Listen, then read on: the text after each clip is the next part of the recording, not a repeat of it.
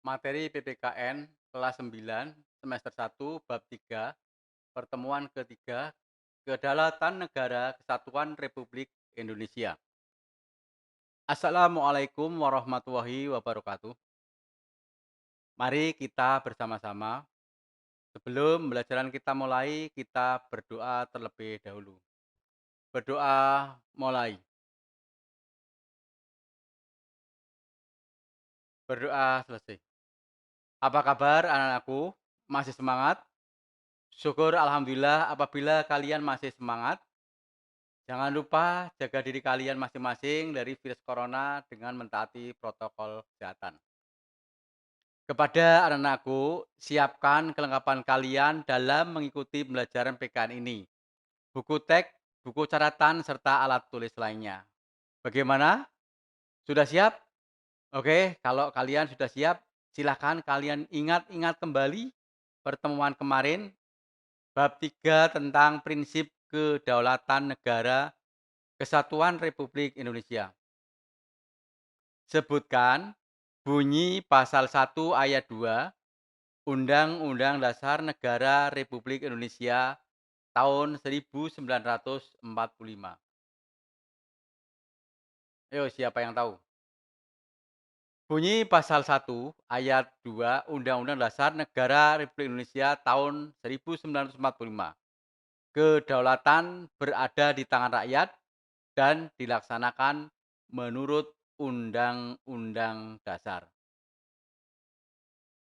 Untuk pertemuan ketiga bab 3, kompetensi dasar KD 3.3, memahami ketentuan tentang bentuk dan kedaulatan negara sesuai dengan Undang-Undang Dasar Negara Republik Indonesia tahun 1945. Indikatornya 3.3.2 mendeskripsikan dinamika perwujudan kedaulatan negara Republik Indonesia. Manfaat pembelajaran yang pertama, memahami perkembangan demokrasi di negara Republik Indonesia. Yang kedua, memahami isi dari Dekrit Presiden 5 Juli 1945. Yang ketiga, memahami penyimpangan pada masa Orde Lama dan Orde Baru.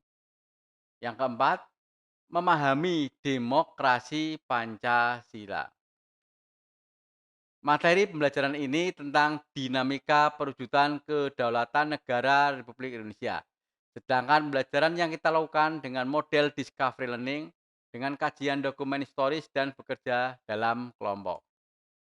Amati dan pahami dengan saksama teks tentang Dekrit Presiden 5 Juli 1959. Kemudian kalian buat pertanyaan sebanyak-banyaknya, serta kalian jawab pertanyaan kalian tersebut pada buku tugas kalian. Ini foto atau gambar dari Dekrit Presiden. Pada gambar atau foto tersebut di atas merupakan teks dari Dekrit Presiden 5 Juli 1959 yang disampaikan oleh Presiden pertama Insinyur Soekarno pada masa demokrasi parlementer. Demokrasi parlementer tidak cocok dengan jiwa bangsa Indonesia. Hal ini menimbulkan silih bergantinya kabinet. Pembangunan tidak lancar. Partai-partai hanya mementingkan pada partainya dan golongannya. Hal ini sangat membahayakan kehidupan bangsa dan negara.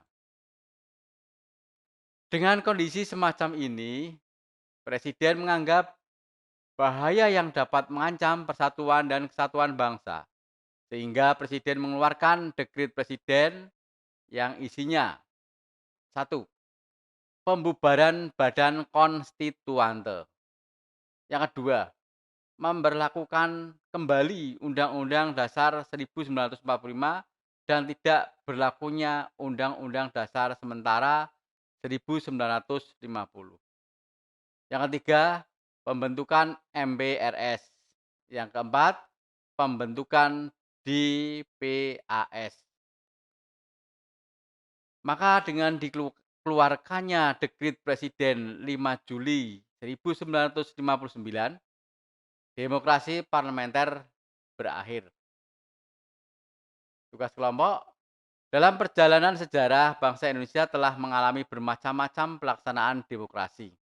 Untuk memahami makna demokrasi Pancasila, diskusikan dengan anggota kelompok kalian untuk membandingkan pelaksanaan demokrasi Pancasila dengan demokrasi lainnya dengan melengkapi tabel di bawah ini.